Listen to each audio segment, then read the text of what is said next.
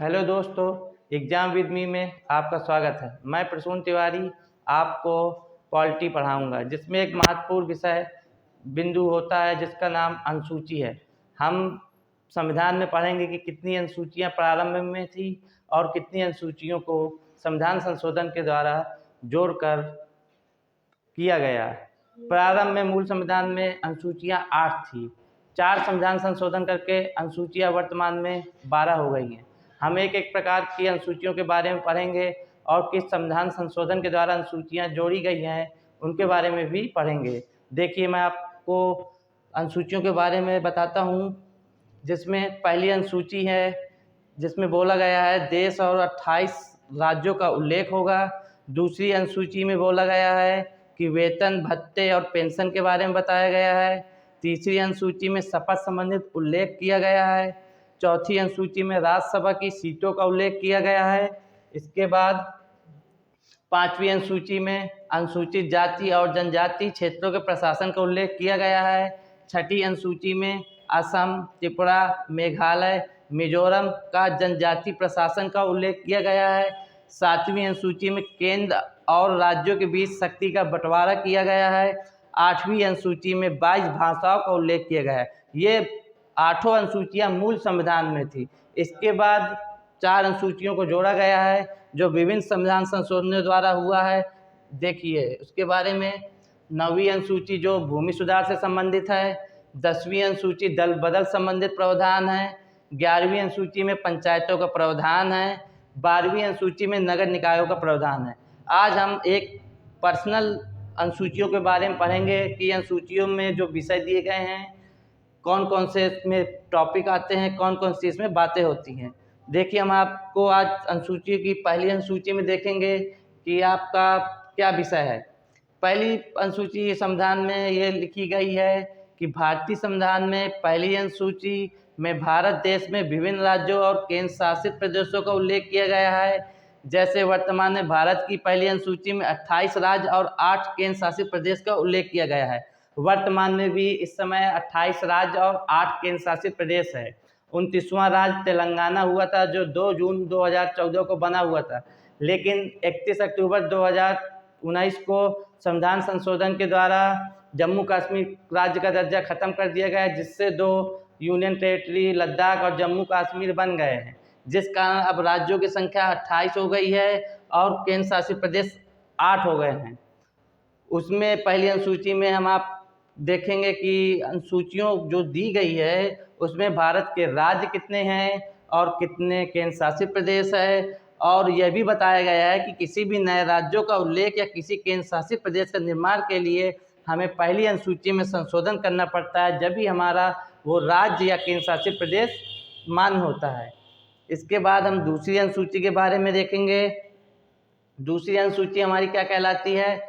भारतीय संविधान की जो दूसरी अनुसूची है उसमें पदाधिकारियों जैसे कि राष्ट्रपति, राज्यपाल, लोकसभा अध्यक्ष, उपाध्यक्ष, राज्यसभा के सभापति, उपसभापति, विधानसभा अध्यक्ष, उच्च न्यायालय एवं सर्वोच्च न्यायालय के न्यायाधीश, कैग आदि को प्राप्त होने वाले वेतन, भत्ते और पेंशन का उल्लेख किया गया है।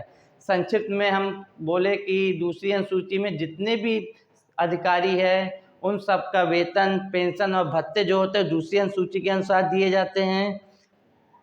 इसके बाद तीसरी अनुसूची में क्या दिया है। संविधान की तीसरी अनुसूची में विभिन्न पदाधिकारियों जैसे कि मंत्री हो गए, उच्च न्यायालय और सर्वोच्च न्यायालय के न्यायाधीश आदि के द्वारा ली जाने वाली शपथ ग्रहण के लिए तीसरी अनुसूची में प्रावधान किया गया है।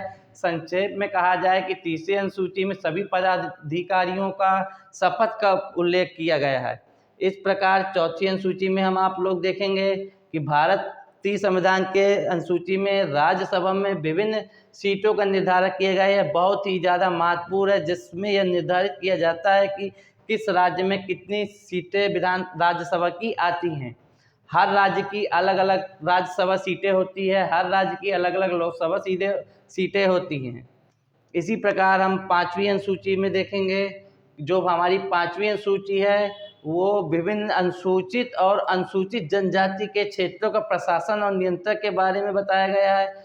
जो शेड्यूल कास्ट और शेड्यूल ट्राइब के लोग होते हैं, उनके क्षेत्र जो होते हैं, उनके बारे में विभिन्न प्रकार के प्रावधान किए गए हैं। उन सभी का उल्लेख 5वीं अनुसूची में मिलता है। इसके बाद 6ठी अनुसूची में पढ़ेंगे।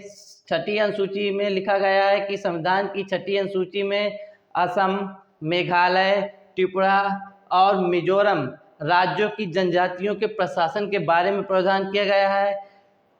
6ठी अनुसूची में हमें केवल 4 राज्यों का विशेष दर्जा दिया गया है, जिसमें हम असम के बारे में देखते हैं, मेघालय के बारे में देखते हैं, त्रिपुरा के बारे में देखते हैं और मिजोरम के बारे में देखते हैं। अब इन चारों राज्यों को याद करने की एक ट्रिक होती है, जिसमें AMTM AM PM हम लोग परिचित हैं। तो A से हो गए असम, M से हो गए मेघालय, T से हो गए त्रिपुरा, M से हो गए मिजोरम। इसके बाद 7वीं अनुसूची होती है। 7वीं अनुसूची में केंद्र और राज्यों के बीच में विभिन्न शक्तियों के बंटवारे के बारे में जानकारी दी गई है। 7वीं अनुसूची में हम 3 अनुसूचियों को देखते हैं जो हमारे ऑस्ट्रेलिया के संविधान से ली गई हैं। इन सूचियों में एक संघ सूची होती है, जिसमें कानून संघ सरकार बनाती है। एक राज्य सूची होती है, जिसमें कानून राज्य सरकार बनाती है। एक समवर्ती सूची होती है, जिसमें राज्य सरकार और संघ सरकार दोनों कानून बनाने का प्रावधान रखती है। इसी प्रकार एक लास्ट अनुसूची होती है जो मूल संविधान में दी गई थी, जिसमें भाषाओं का उल्लेख किया गया है।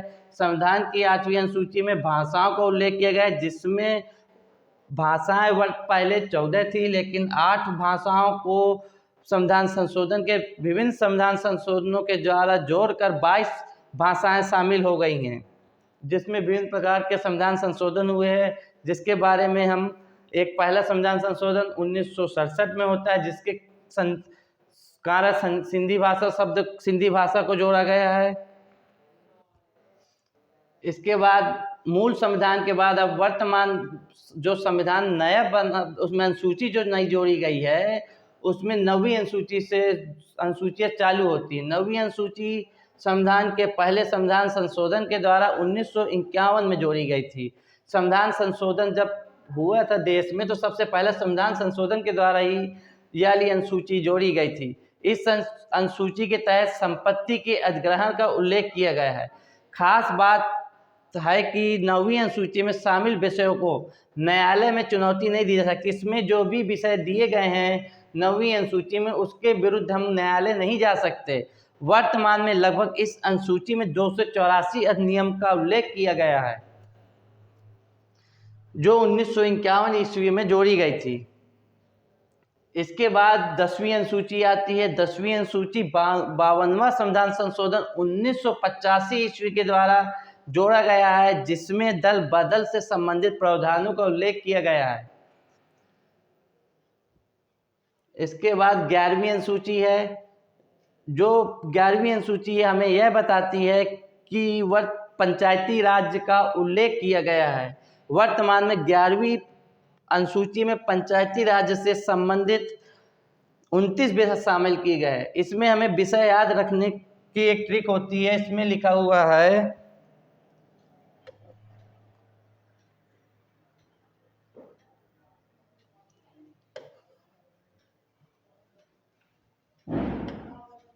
इसमें 29 लिखा हुआ है। जब हम 29 को आपस में जोड़ेंगे तो 2 और 9 11 होते हैं। तो 11वीं अनुसूची 29 विषय।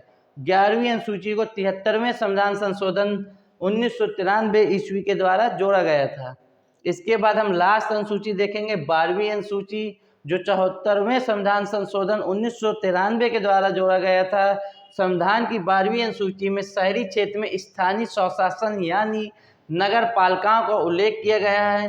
12वीं सूची में वर्तमान में नगर पालिकाओं के पास में 18 विषय शामिल है, जबकि 11वीं अनुसूची में 29 विषयों का उल्लेख किया गया है, जबकि 12वीं अनुसूची में 18 विषय का उल्लेख किया गया है। पूरी वर्तमान संविधान में 12 अनुसूची का वर्णन किया गया है, जिसको हमने आज भली भांति पढ़ा हुआ है। इनको आप अच्छे से याद करिएगा। हर कंपटीशन में, हर एग्जाम में ये बहुत महत्वपूर्ण स्थान रखती हैं। धन्यवाद।